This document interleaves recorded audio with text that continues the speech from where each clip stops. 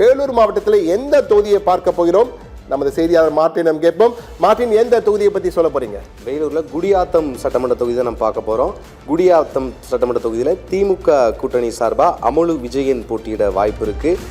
திமுகவில் 3 பேர் போட்டியிடறதுக்கான வாய்ப்புகள் இருக்குது. ஜெயந்தி பத்மநாதன் போட்டியிடறதுக்கான வாய்ப்பு இருக்குது. அதேமாதிரி ராஜ மார்த்தாண்டம் போட்டியிடறதுக்கான வாய்ப்பு இருக்குது.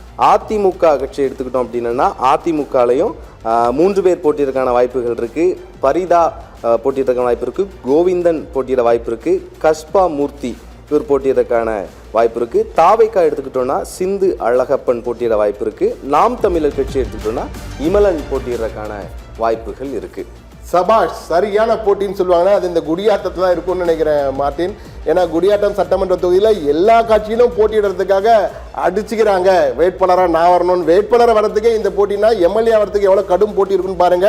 மீண்டும் ஒருமுறை பார்ப்போம். திமுக சார்பிலே போட்டியிட வாய்ப்புள்ளவர்களாக உத்தேச வேட்பாளர் பட்டியலில் நமக்கு கிடைச்ச தகவல் அமுலு விஜயன், குடியாத்தம் தற்போதைய சட்டமன்ற உறுப்பினர்.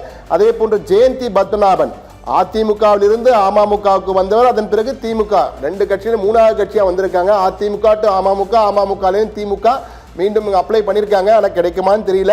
ராஜ மார்த்தாண்டன், வேலூர் மாவட்ட திமுக இளைஞரணி அமைப்பாளர் இருக்கார் ராஜ மார்த்தாண்டன். இந்த முறை இளைஞரணிக்கு முக்கியத்துவம் என்பதால் இவருக்கு கிடைக்குமா அல்லது சிட்டிங் எம்எல்ஏ இருக்கக்கூடிய அமுலு விஜயன் கிடைக்குமான்னு பொறுத்திருந்து பார்க்கணும். திமுக வேட்பாளர் ஆவதற்கு அதிமுக கூட்டணி தான் அங்கும் கடும் போட்டி. அங்கேயும் 3 பேர் அடிச்சுக்கிறாங்க. பரிதா, அதே மாதிரி கோவிந்தன், வழக்கறிஞர் கோவிந்தன், கஸ்பா மூர்த்தி, 3 பேர் மாவட்ட துணை செயலாளர் இருக்கார். அவர் குடியாத்தம் வேலூர் மாவட்ட துணை செயலாளர் கஸ்பா மூர்த்தி. 3 பேருடைய கடும் போட்டி இருக்கு. இந்த தொகுதி எங்களுக்கு தான் வேணும்னு சொல்லி போட்டிடுறாங்க.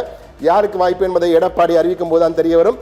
தாவேகா சார்பிலே சிந்து அழகப்பன், நாம் தமிழர் சார்பிலே பார்த்தீங்கன்னா இமலன். இவர் ஓய்வு பெற்ற தலைமை ஆசிரியராக இருந்து ஓய்வு பெற்றிருக்கிறார். HMங்க ஹெட் மாஸ்டர் வந்து ரிட்டையர் ஆயிருக்காரு. இமலன், அழகான பெயர் இமலன். சிந்து அழகப்பன் தாவேகா சார்பில் போட்டிடுறாங்க.